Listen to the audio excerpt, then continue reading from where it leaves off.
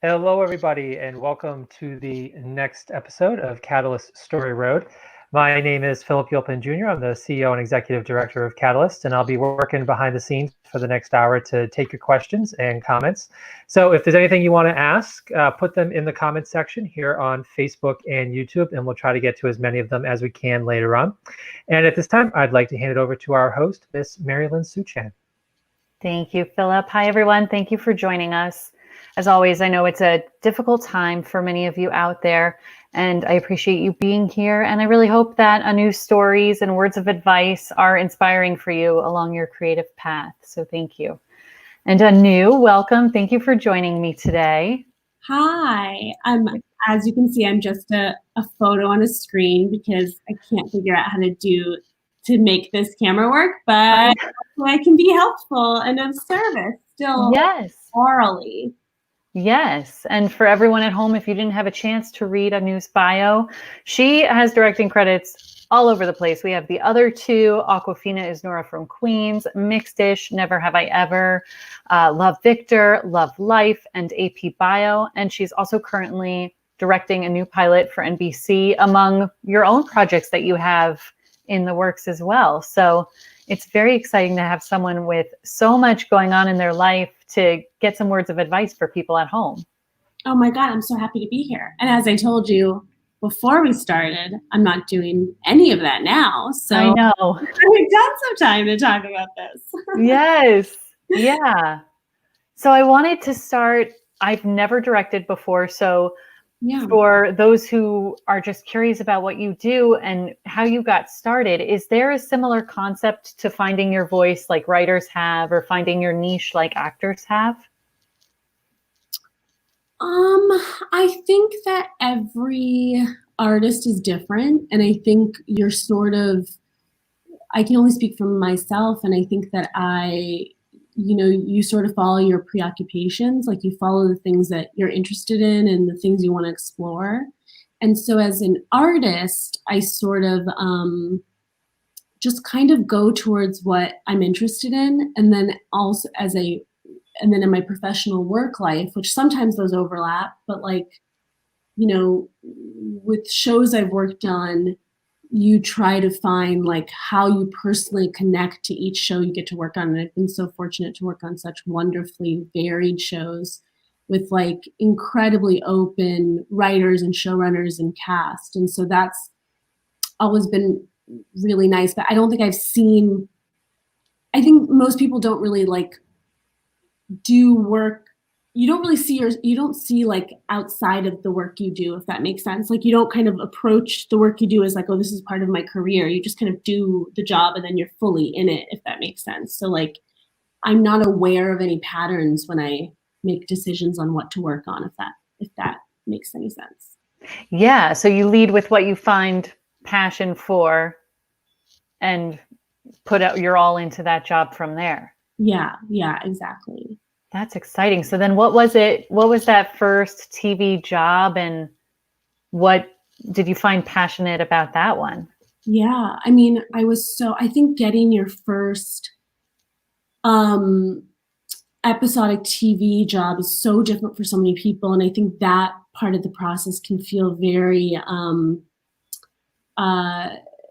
hard to grasp of because I get that question how do I get my first job, and it's so different for so many people, and I wish it were easier. I still think it's kind of difficult, which isn't good, and hopefully the industry is working on changing that, hopefully. But that first job was I had been directing shorts and web things and a lot of that stuff on the side, and after many years of doing that, many years being maybe six years of doing that. I'm kind of just guessing. Maybe it was 7 or 8.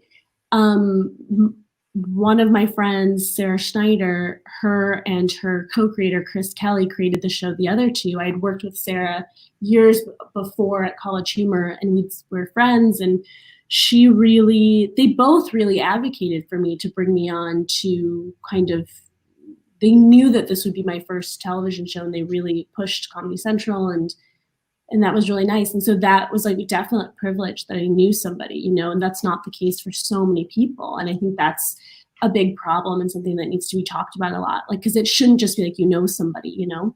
Right. Yeah, it's hard unless you're doing that nonstop networking to find that crack in the door that can be opened for you. Yes, absolutely. And I also think like if you keep making things on your own or with your friends and whatever, you know, the good part about social media is you can get your work out there, but it really requires some gatekeeper of some sort to kind of believe in you. And I don't know, it's kind of a broken system, but you know, it definitely, I can go more deeply into that process, but that's sort of like the very short answer. Yeah, and I get what you're saying about knowing someone, but also you showed up and yes, they helped you get in the door, but your hard work, your dedication and passion is what kept you there and then gave you momentum going forward to get more work. So also, you know, hats off to you for stepping up to the plate. Oh, thank you. I mean, that was also an incredible show, and really the cast and the scripts and it was just a really, really wonderful kind of first show to work on. And it was one that was received well. So that was really good too, you know? So yeah, very, very forever grateful for that. Cause it was just like you just get thrown in and you're like, okay, gotta figure this out. Right. Yeah. Did you feel like you have been working towards this for so long? I am here, I am ready. Or were there moments where you're on set going, do they know this is my first time? You know, and I think to any directors, regardless of if something, because every experience will have a new element to it. And that's like the beautiful part about this, about making things is you're never doing the same thing. You will always have an experience that you haven't had before, which is wonderful. But also as a director, you're there to be additive and you're there to prop everybody else up. And so it's sort of a mental adjustment of being like, what I'm here now. And so now I have to be additive to this story and this script, and I have to be there for the actors. And you have a lot of work to do. Yeah. I totally understand when people get nervous and scared. And so I think something that can be helpful is sort of redirecting that energy towards like, okay, I might be feeling nervous, but my job now is to help other people and to be in service of the show. So that can kind of help you kind of change the way you think, because it's not really about you. Right. Yeah. Flip your focus to take it off that stress you're putting on yourself and onto the importance of the project and the task. Exactly. Because it's really just not about you, you know? Right. Yeah. Yeah. So then after that, how do you take that enthusiasm, that excitement, that accomplishment, and keep the momentum going? So it's not just, I got my first gig and now what? And how did you keep it going from there? Mm-hmm. Well, personally, like I have always been quite focused on specific projects I'm working on. And so like, you know, I have no control if I'm going to get an interview to like direct a show. Like, I have no control over that. So in between jobs, especially at the very beginning, I had much more time in between jobs. Like my first 3 directing jobs, I had a few months in between, which wasn't really the case afterwards. And I tried to use that time to like focus on the projects I had control over, like the stuff I was writing on my own. That you're not just always feeling like at the whim of somebody who will hire you, you know? Right. And it also helps, again, like you refocus what you're very interested in. But then after that first job, the second show I did was First Wives Club for BET Plus. And that was really like Tracy Oliver, the showrunner. She was just such an advocate for me. And again, I'd only directed one show before that. And she really just trusted and believed in me and, you know, let me come on and let me be hopefully additive to that show, which was, again, an incredible experience, an incredible cast. So you also get lucky with certain casts and scripts and stuff. Yeah. And was that advocating on your behalf because of that interview process you had with her, because of a previous relationship you already started building? Oh, no, that was just through an interview. She was just so open. Yeah, she's also very busy. So Yeah. you know how she has time. Yes. So was it a super fast interview? How did you prep for it? Yeah, I think that's a great question. I'd love to speak more specifically about prepping for interviews because I'm not quite sure, who's listening here, but like that, you can't fake your enthusiasm for something because like so whatever you're going into interview, whatever you're given, sometimes it's just a pilot script. I've worked on a lot of season 1 shows, so there's not a lot to watch sometimes. The show that's established, you watch every episode or as much as you can and get familiar. But like, if it's a newer show, sometimes you only get a script. Sometimes you'll get a link to the pilot, and you just try to, like, when you watch something, it speaks to you or it doesn't, and you really sort of can try to see like what of you is in this show and like what gets you excited about it. What does that show do so well that you are like watching, you're like, oh my God, this show is so interesting with how they use their cameras. And the show is so interesting with the way that the characters are developed. Or like, even if it's just a pilot script, like you kind of can see a nugget of where the show wants to go. And it's nice to be able to speak to that in an interview. That's super helpful. Do you come with visuals as well, or is it all a verbal process?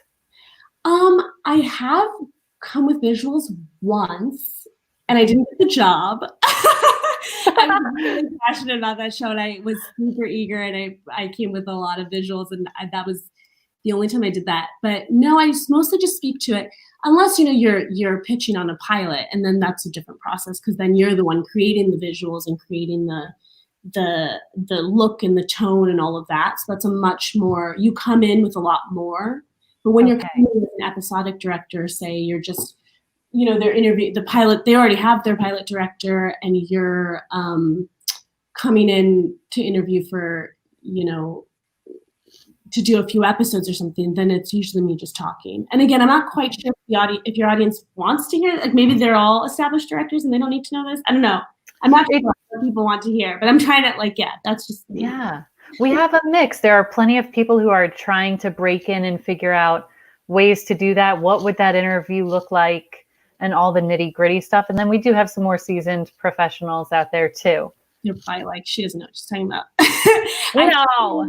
Speaking to, because I've only been directing TV for a couple of years, I feel like I can kind of speak to that sort of newer, when you are trying to start out and all of that, just because I remember it being such a process I didn't understand a couple of years ago, and it was frustrating. You were like, how does this work? Right. Yeah. And I do know people who have shadowed directors and had great experiences, but still that flip into then getting a job or getting an interview for a job is still this murky area that they can't figure out. But like you said, it's all different stories. Some people meet somebody and they help open a door, and some people rise up other ways. So it's good to hear your side and what worked for you. Yeah. But you did things like Big Vision Empty Wallet. You were part of their incubator program, right? Yes. Oh my God. They're so great. And they were very patient with me. I think a lot of other people got a lot out of, I think you get what you put in for sure with that specific incubation program. I'm still working on the show that I had with them. I don't think I put in enough. I didn't do much with them, but that was 100% on me, I think. Yeah. Yeah. No, I mean, other writers have gotten a lot from them. I think that was just me. I just don't think I don't know. I think I just didn't put enough in to get rid of it. Well, that is all right. You're finding your way, and you've clearly been doing it. And we've worked with Danny and Alex before, and our creators have met them. So it's cool to see other people in the industry working with them and finding their way too. Yeah, they're real. I mean, they're really incredible, and they're so passionate, and they really give so much of their time. Yeah, absolutely. Which is incredible. Yeah. Well, let's go over now to set life and what that's like for you, because I think that there are probably challenges that people watching at home might not think about, or they think about and they don't know what they would do. So Mhm. can you share some stories of challenges on set and how you handled them? Oh boy. Where do we begin? Every day is a challenge. Yeah, never, Um, like you never have enough time. yes, you never have enough time. Oh God, you did. I should have come prepared with some stories. It's They're okay. So, I mean, every day something doesn't go the way you planned. I think, okay, so I was working on a show, and again, every day is scheduled to the tippity top of the like you're stretching Right. every minute. And so especially in half-hour comedies, you typically get 4 to 5 days um to shoot an episode. And so there was one show I did. There was this big scene that took place. It was like I don't even know, maybe 10 or 12 characters, and there was this kind of third act. It was all around this dining room table, and we had like half a day to shoot it, and we really needed a full day. And that was sort of a moment where you're like getting down to the end of the day, and you still have like 4 more hours that you need to shoot, and so that was something that like, and it was just so important. And so I sat with the AD, and we really figured out how to cut a bunch of things for the next day, so we could take all the hours worth of work we hadn't done and put it onto the next. And it worked out, but it was really just like a lot of, you try to build up trust and a good relationship in the short amount of time you have, so that when things like that happen, everybody's on the same page. And my AD, who's incredible, was just so on the same page with me, so she understood, and she really did a lot of work to add like 4 hours to another day, which shouldn't happen. Yeah, that sounds like magic. Yeah, and it was but she understood, what was important to get and what wasn't. And I think what a lot of directors will say is, as much as you can prep, as much as you can communicate and prep, then everybody's on the same page for when everything goes wrong later. And prep is quite short too in half-hour comedies, and so you don't have a lot of time, but as much as you can kind of develop a relationship with your department heads and with your cast, it just makes such a difference. Yeah. How long is your prep for a half hour? It's so long since I've worked. I like don't remember. I think for COVID. maybe 3 or 4 days of prep per episode. And then 4 or 5 days of filming, you said? Yes, Oh, I think. and then you take a vacation, because that's very stressful. And when you think about it, it's not even that much time. You're not really working that much. You know what I mean? It's like not that much time, but anyway. Yeah. So when you talk about plan, and your prep, do you plan which scenes, if we're running out of time, these are the things we could take off? Or is it just, it all happens in the moment and you have to decide then? Well, you try as much as you can to really have a series of honest conversations with your assistant director. Your AD will come to you with a schedule, and it's really your responsibility to vocalize when you think certain scenes can't get fit into the schedule that's been made. And sometimes you get a schedule, and like 4 out of 5 days are going to be fine. And one day you're like, we can't make it. And then there's just a series of conversations of, what do you as the director cut? What can you compromise on? What do you really need to push for? Because it's the showrunner wants it, and it's your job is to service the show. So like it's a constant back and forth of, what do you compromise to make sure you deliver this show on time, under budget, or on budget at least, and how do you deliver the show that the showrunner wants? And that's just like, you have to talk about that a lot. Because I've gotten into situations where, the AD and I haven't, like, really will start production sort of knowing day 4 is a shit show. Yeah. It is going to be a shit show. And then at the end, if you don't sort of figure that out beforehand, then it's 100%, in my opinion, then it's 100% on you day of to just know in your own head, like some of the stuff has to go. Like, you know, there was no budgeting in making the schedule work. So then we have to just cut stuff and you have to be prepared to do that. Yeah. The worst thing is to get into the edit and to be like, yeah, we never shot that or we didn't get that, you know? Right. Yeah. Is there a way that aspiring directors at home can practice this, so to speak, so that way as they get started, it's not as much of a shock or a slap in the face to go through these little fires and put them out? I think that like the more you shoot, the more you, because it's such a process of you learn when you, by doing, like I learn it's something every single day I learn something, and I'm not kidding. Like every day I'm like, oh, I didn't know that. Like now I know it. You have to be like, you have to be kind of a fast learner. You're like, Yes. oh, I didn't know that. Now I 100% know this thing, you know? But it really is learning by doing, but that doesn't mean, even if it's you and like a few friends shooting and trying to make a 12-hour day and shoot something, like just the process of filmmaking is the only way to learn. But that, what filmmaking can look like you don't need a ton of money. It's sort of what everybody says, right? You can just have your iPhone and try to film something. Like just having an understanding of how long things take, right, is the best way to practice it. Is it really is a learning by doing thing. Yeah, 100%. And so when you're on set, besides your priority being the show and serving the show, when you're doing the scene itself, how do you prioritize putting all those pieces together?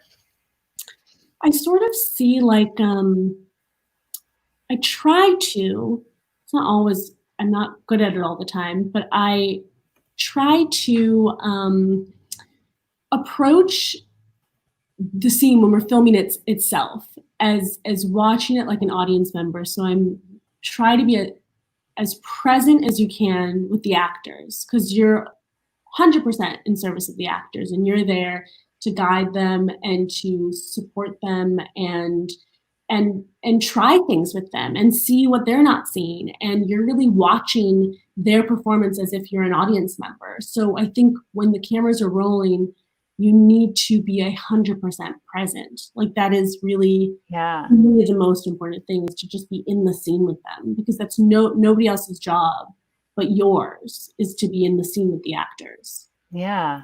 And do you have an acting background, or how did you learn how to speak to actors in a way that gives you what you need out of them for that scene? Yeah, I mean, there's wonderful, I think the best directors are actors. Actors make incredible directors. And so any actor who wants to direct, you do it, go do it. Because you understand how to speak to other actors. I acted a little bit when I was younger. I'm not a good actor, so I can't call myself. But even just like any director will suggest this, to take acting classes, to read. There's some amazing books. I think one is called Directing the Actor. There's some wonderful directing actor books that are incredibly helpful. But that's a process, because every actor is different. Every person, just like you don't talk to your friends the same way, every person is entirely different. But that's like, I think the best part of the job is you learn to work with a lot of different people and figure out what their needs are. And that's another thing, like you will learn something new every time, because every person's different. And I've messed up tons of times. Tons of times. Yeah, well, I'm sure as you're figuring out, okay, this person works well when I speak to them in metaphors that they can incorporate into the scene. And then the next person, you're like, oh, that didn't work at all. I have to talk to them as if, I don't know, in some other way to get them where I need them to be emotionally. And so it's... Yeah. And like I worked with an actor, and he told me before I started my kind of shift directing, I will go on set during my prep and watch the other director do their job and sort of watch the actors and just try to learn a little bit. And I learn, and then also the AD will sort of tell you sort of what certain actors like or whatever. But one of this one incredible actor told me, like, hey, I like to do, after I do a take, I want to just go straight into the next one. And it's like, great, that's what you need. And now I know that, and we will support you and do exactly what you need so you can get into a groove. And other actors do that, you know? And so it's great when someone tells you. That's amazing. Yeah. And I'm sure for a bunch of actors watching at home right now, that's nice to hear, that they can go up to a director and say, like, hey, this is what's going to get me there for this scene. Oh my God, it's incredible. It's a gift to know you need that, because I don't know if I would know what I need. But right. Yeah, so happy when somebody tells me that, because then I can be helpful. Yeah. Oh, that's a very helpful bit of information. Cool. But on your path now as a director, have you had a mentor along the way? Oh, that's a great question. Yeah, I've had people advocate for me and mentor me at different times. And that's something that I also want to do for other people, because it really helps. It really helps to have somebody you can talk to who knows a little bit more. And like before I did my first job on the other two, this one director, she was just introduced to me, and she did not know me at all. Her name's Jennifer Arnold, and she's incredible. And so I want people to know her. She sat me down for 2 hours and showed me what she does when she preps, like real tangible things to do. She gave me some tips and advice, and she literally did not know me, had never met me before, and really set me up to succeed. And like, I want to definitely do that for other people, but it really can help to just hear from other people what their experiences are, especially because directing is so, it's not tangible, because it changes every time. You know, you're so in the present. It's like telling, I don't know if this is a good analogy, but it's like, if you're like a therapist, you can only learn so much from reading. Then you just kind of have to get into the field and start talking to people, you know? Right. Yeah, absolutely. That mentor sounds like such a blessing for you, just hearing you talk about her and the time she spent with you. Yeah. And it seems like for directors, it's harder to network amongst each other because you're always working separately from each other. So what are ways you've met other directors to lean on? Oh, it's, you know, you sort of get to meet directors when you're prepping, because you get to like come to set and see that director, and then when you're on set, a director will come to your set and meet you.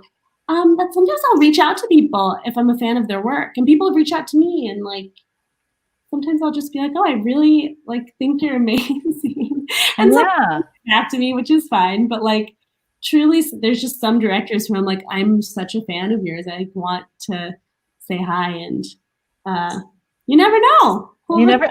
That's how I found you. I was watching Never Have I Ever, and IMDb'd it and was like, oh my gosh, look at what she's doing.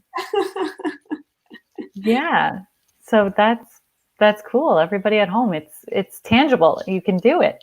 Truly. And I know some people, just like if you reach out to somebody at the right time and you're in their inbox and they just feel like responding, you might get a response. I know.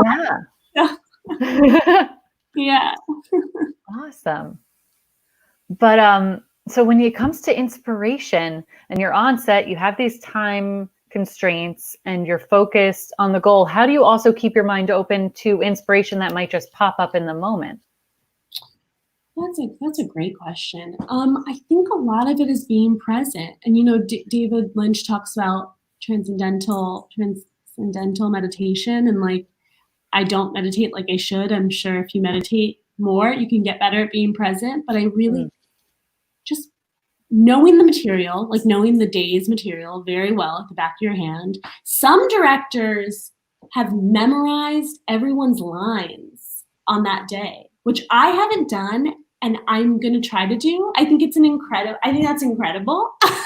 Like, I'm still looking at my script, like not sure exactly what, you know, but I think it's incredible when directors really, really know the material that well.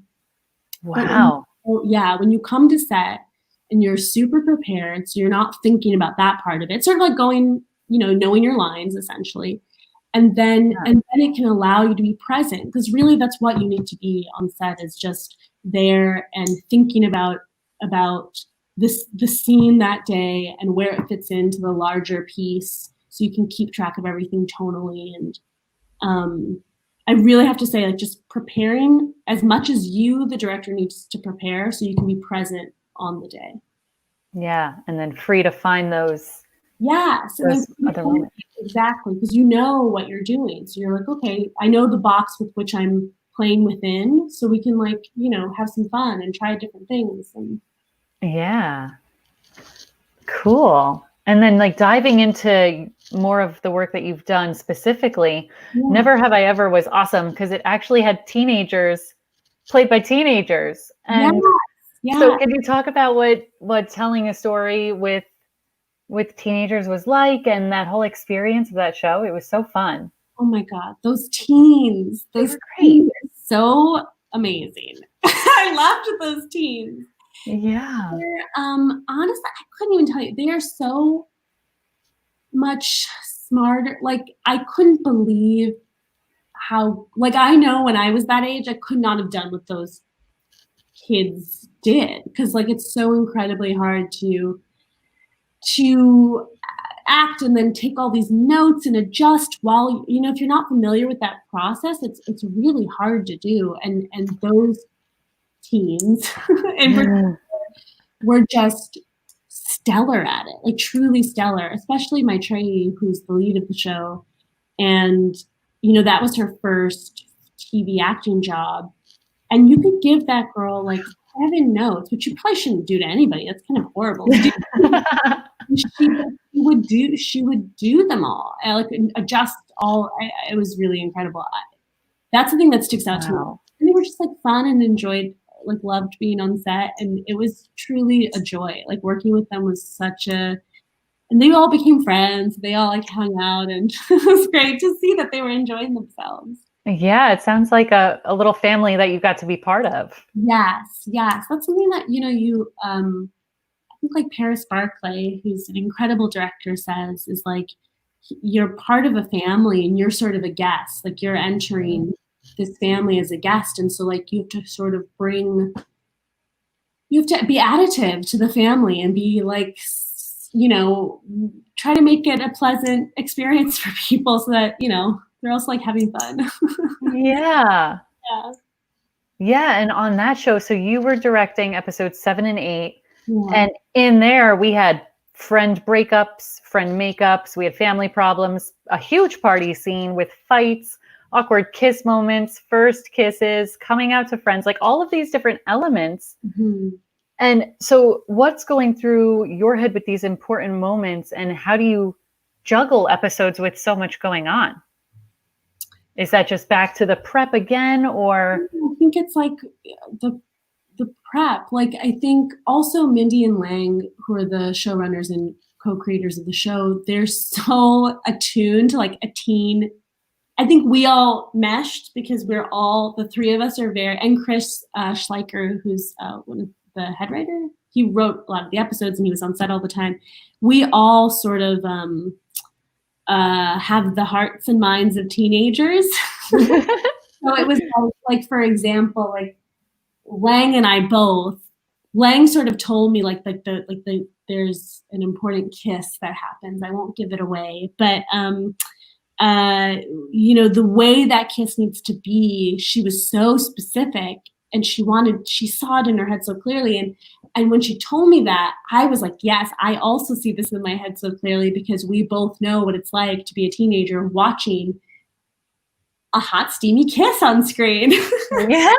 Between two teens, and you know what you want to see there, and you know what you want to feel there, and the actors were so down too. And again, it's just being tied to the story. I mean, you know, being tied to the story, because you know, with whether it's like this big party scene, it's not like, what do you want to feel? Do you want to feel that everybody else is having a good time at this party? Like, it helps to sort of just not think of bigger set pieces as like big scary things, but more just like, what is the purpose of this? And, you know, what is the purpose of this scene? What do you want to feel when you're watching this scene?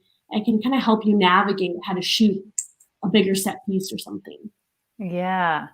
And with some of those more difficult moments in those scenes for those episodes, what are things that you do to create a safe set for everyone involved and create like this open space where if you have questions, come to me with them and we'll talk about it and respect? Yeah, I think, well, first of all, the ADs do wonderful. The AD does a wonderful job of doing that and sort of making sure safety is like of prime importance, especially if you're doing stunts or something. And then if something's like also emotionally fraught, whether it's like a coming out scene or a breakup scene, or, you know, it's also, I think, my job to try to communicate to the actors that they can talk to me if they're ever feeling weird, that we're all in this together in the same way they think you would with, like, if you're directing a play or something like that. But yeah.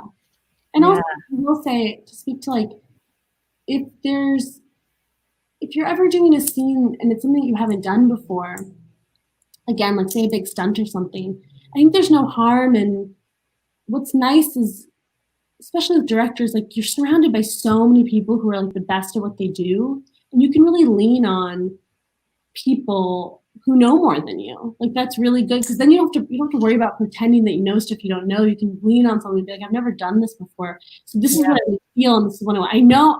I'm not uncertain or unsure about what I want the scene to be. I might not be fully sure or certain how to shoot it or how to do it. So like you can have those that's how you learn, and that's also how you get like a good scene, you know, and to trust the amazing people who've been hired around you. Hopefully amazing. Yes. Imagine, hopefully don't make you feel bad, but like ideally they will step up and be like, no problem. Like this, here's some options of how to shoot this stunt. Here's some, right. You know, and yeah. That's great, because so many of us will think, oh, we got to fake it till we make it. But you're like, no, admit when you're not sure, not certain of how to do something, and lean on those people that you have around you. Totally. You can be like, I haven't done this before. Here, but you can also say that and be like, here are 3 references of exactly what I want.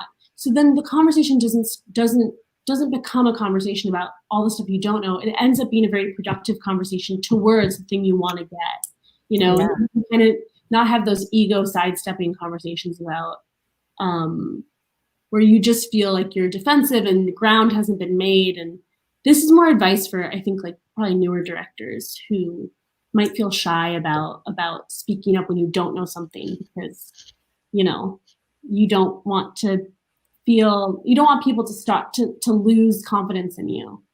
Right. But yeah. And then going back to how you keep saying to be additive on set and be additive to the crew, when it came to Awkwafina is Nora from Queens, that's a semi-autobiographical story. So how did you find yourself being additive to something that's someone's personal truth? I think like also like there's so many elements of Nora in that, but also when so many other writers came on, and it becomes a blend of a lot of different people's stories too. And so, you know, you have to listen, I think, and be respectful of, like, again, the story you're trying to tell. And so if you're hearing, you sort of can also, just in the same way that like the writers infused their own stories in Nora's story, as a director, I'm doing the same. Like I can relate to things that she's gone through, and I can relate to certain, you know, and so that's sort of how you can be helpful and be additive, or be like, oh, okay, if you want to feel this moment where they're feeling so lonely, what if we shot it like this? And then, you know, they're like, oh, okay, like that's actually, that does capture what I'm feeling in this moment. And yeah, I don't know if that answers your question. That does. So you use a lot of your empathy. Yes. That's great. And then in an NPR article that I had read, they quoted saying, for a show that feels new in some ways, it feels very traditional in others. So how do you think using the device of certain traditions allows for new stories to be told Or do you completely disagree with them, which is fine? Wait, what is this about? It was an NPR article about the show that I had found. And they said for a show that feels new in some ways, it feels very traditional in other ways. Oh, But, about Nora from Queens? yeah. Oh, I don't really have anything to say about that. I don't know. That's okay. I wonder how they mean by maybe they mean like a traditional sitcom. I don't understand. I don't know. I really couldn't tell you. I have no clue. Okay, we'll skip that. But I know we have a few questions, so I will hold on to some other things I have if we have time at the end. Yeah. But Philip, let's head out and see what our viewers are asking. How many days for pre-pro shoot days, number of hours per day for a 1 hour drama? How many days do you have for your cut? And do these schedules change for bigger and smaller budgets? Oh, great question. So I've never done a 1 hour drama. But I think there's actually DGA rules to like how much time you're supposed to get for pre-pro shoot days, how many days you get for a cut. So all of those things, our union has very strict like minimums to what that is. And I forgot. So I don't want to speak to 1 hour. It's like usually it's just more than half hour. Half hour is, I think it's 3 is the minimum prep days. I think it's 3. And then I think 4 is the minimum shoot days, but I've actually never had 4 is too little for me, I think. Well, I do think I did one show was 4. Usually it's 5 or 4.5. If you do a block, I've done like 9 days for 2 episodes. Yeah. And number of hours, it's always 12-hour days because then you start going into overtime. And then how many days do you have for a cut? So for half hour, I'm sorry, I know the question's about 1 hour, but I just don't have the answer to that. So I don't know because I've never done an hour drama. But for a cut, you're supposed to get your editor's cut that nobody else sees but you, like producers, nobody else can see it, at least a day before. And then you get 2 days to work on the cut with the editor. And then that's your director's cut. And then you send that out to producers. And then you don't have to see another cut again. Okay. And then do the schedules change for bigger and smaller budgets? Definitely. The bigger the budget, the more days you get. Right. The budget, the less. But yeah, definitely. Is it hard to see those changes between the director's cut and after network and studio notes and all? No, it's only hard when the run times are so short. So like when it's like a show that's 21:30 and you know that you wish the cut could be 25 minutes because you know what has to get taken out to fit that runtime. That sometimes is a bummer, but it's never like a bump because usually the cut just becomes closer to what the showrunner wants. So no, I rarely, the only time I've ever felt kind of bummed is just when I'm like, I'm sad that they had to cut that entire like runner out because we just didn't have time. But but again, like after the cut gets quote unquote taken away from you, it just gets closer to what the showrunner wants. And that's always a good thing. Yeah. But, what was I going to say about, I was going to say something else, but I forgot. Anyway. Okay, maybe it'll come back. Do we have another one, Philip? Hi, Anu. I'm an up-and-coming comedy director. I find that, especially in comedy, the mood on the set is incredibly important to get funny takes. Yeah. So how do you keep energy in the crews up so that everyone's having fun? Yes. I like this. These are such like thoughtful, these people are so thoughtful. Yes, of course. We have a lot of fun. And like, I think when you're working on a funny show, people are laughing and you're enjoying yourself. And like, absolutely. I think like, if you're enjoying yourself, then hopefully everybody else is it. You can be joyful. I actually think it's quite easy because it's like, it's a funny show and you're laughing and hopefully, everybody else is cool and there's like no asshole on set. And so I think it's like truly just like if you can feel joy and then you spread joy to others and then everyone's kind of having a good time. So like that, but like this person's totally spot on. Yeah. Have a good time. Do you do any kind of fun thing to get the day started, or is it just your overall personality of having fun and being bubbly and wonderful is Oh my what God. you do to I'm not infuse. probably now because I haven't like left the house in so long. But one of the things, I'm very happy to be there, so I'm usually having a good time. I mean, on my first day, I try to say hi. Like I try to say hi to everybody. Like in terms of like before we start, I'll introduce myself, say hi. Yeah. That's sort of like the only thing I do, but I think that's what everybody does. Yeah. I meet like the actors, at least say hi to the actors before I start shooting. But no, besides that, it's like usually I'm just kind of having fun. Yeah. It's yeah, you know, like, but there's I don't do anything special. I have to say I've been very lucky to work with good, nice people. But I think also when you're newer, hopefully you get hired. Like I think I've been hired by nice people because they're like down to have somebody who looks like me on set, you know. So I think it's a there's like a chicken egg sort of thing there, and so like I haven't really been on sets that are like what people would describe as nightmare sets or anything. So it's pretty easy because everybody's so nice. And scripts are so funny. And then you're just genuinely having a good time that it's actually, that just happens naturally. You don't have to really do anything. That's great. Yeah. Yeah.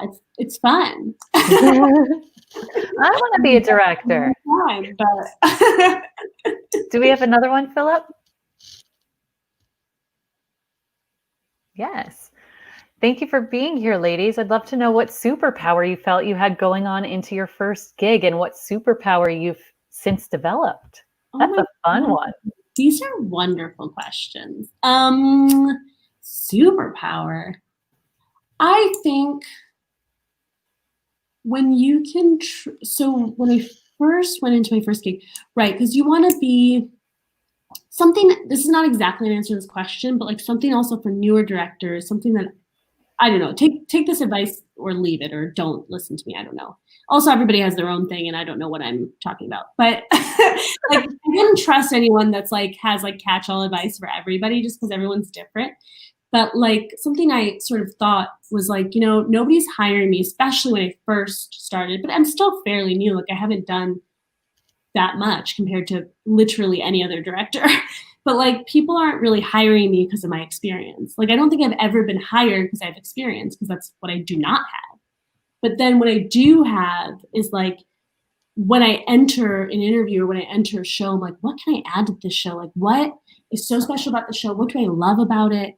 And I think what I genuinely like loved every show I've worked on and have had such love for this job and the people I get to work with, that I think when that's just like a genuine feeling, it's nice because then you get to set and you can actually enjoy yourself and you're having fun with other actors, or you're really in a scene and a scene almost makes you cry. And that's sort of like, I wouldn't say that's a superpower, but that does make the job itself enjoyable. And then hopefully people are sort of happy that you're there. But I don't know. I don't know if I could speak to like any superpowers. I don't think I have any. I think I'm good at knowing what I'm bad at, which is a lot of things. So that's hard to work on, you know? Yeah, but you definitely have this beautiful ability to flip the perspective from the negative to something positive to keep your energy up and to benefit your set the most. I do think that's like a necessary thing, because it's just not like, it's so easy to get into thinking of like all the reasons you shouldn't be there, all the reasons, but it really, if you can't tell yourself like you have value, if that's hard for you, maybe it's easier to think like, then fine, let me just stop thinking about myself. What can I give you guys? And that kind of, it can even help with like social anxiety and stuff. Like it's just kind of a helpful tool so that you stop thinking about yourself, you know, because I really mean this. It's just not about you. Like no one's on set thinking about you. So your job is to be thinking about the show and how you can be of service. I think, but I don't know if everybody thinks that. I think that goes for a lot of parts of set, even on the actor side. And it's not about you, it's about your scene partner. So that takes the pressure off of you to focus on that other person. So I think it's very translatable.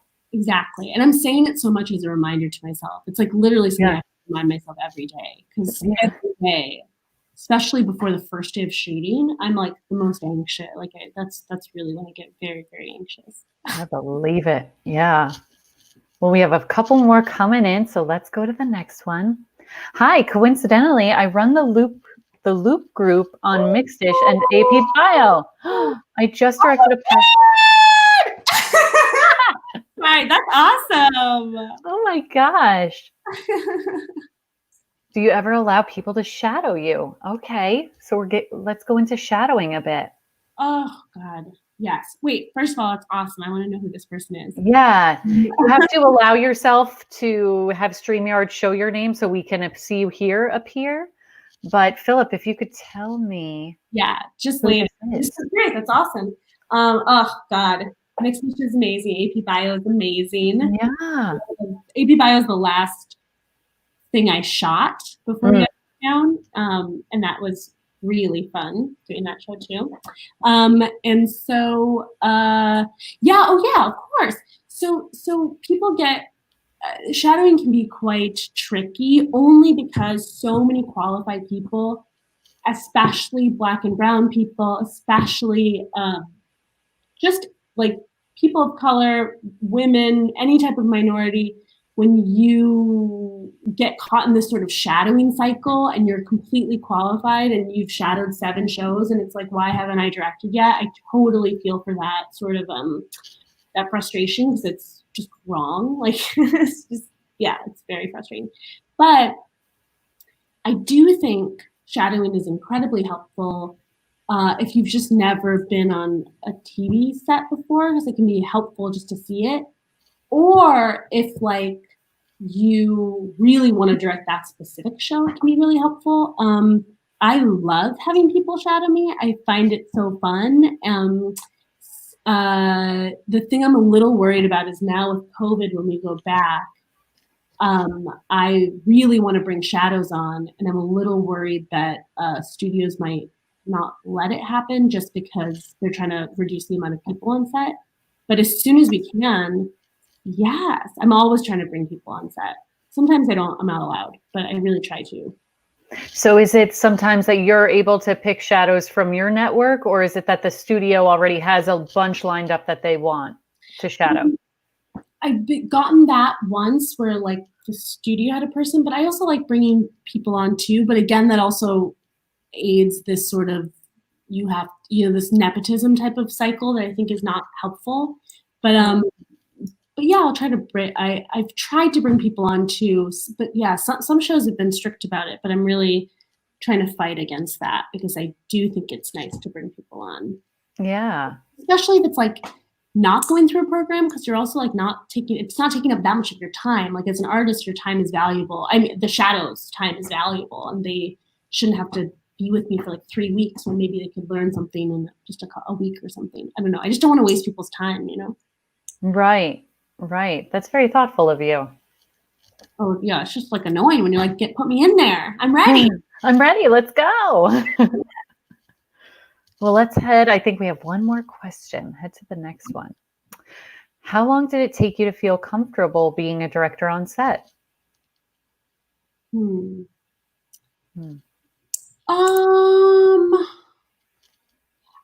you don't really like, I think when you're a date, I was saying before, like, about being present, like, I'm not really thinking about myself as a director on set. I'm truly just, when I'm on set, thinking about the scene I'm in and do we have enough time to finish it? And like, am I in it? Like, I guess I'm, yeah, I don't really know how to answer that question. So does the fear, does the anxiety of time and all that, it never goes away?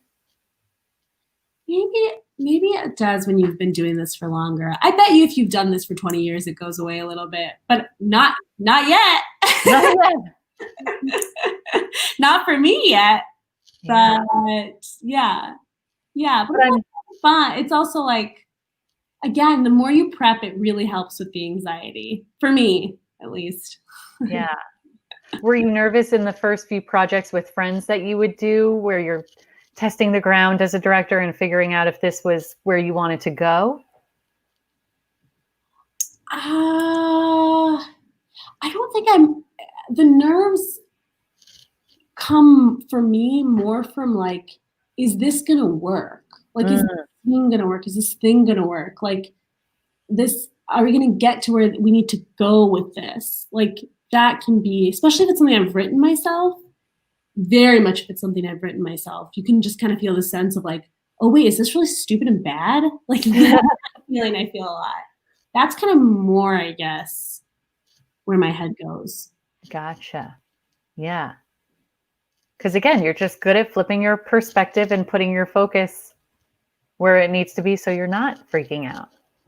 Oh my God. I mean, It's a gift. It's a gift. Well, this has been an amazing chat and we're right at time. So thank you so much for being with us. No, thank you. And thank you for taking the time and those beautiful, like thoughtful questions, and also for everyone's patience for watching just like a picture on the screen. Like, I don't have the patience to watch that, but that's amazing. No, you look great. It's a great headshot. Truly, thank you guys. Thank you so much. I really enjoyed this chat. Thank you. We did too. And all of you at home, I hope you found some inspiration in there and start flipping that perspective and focus on your set's needs and be more additive. And we'll see you next time. Thank you. Thank you.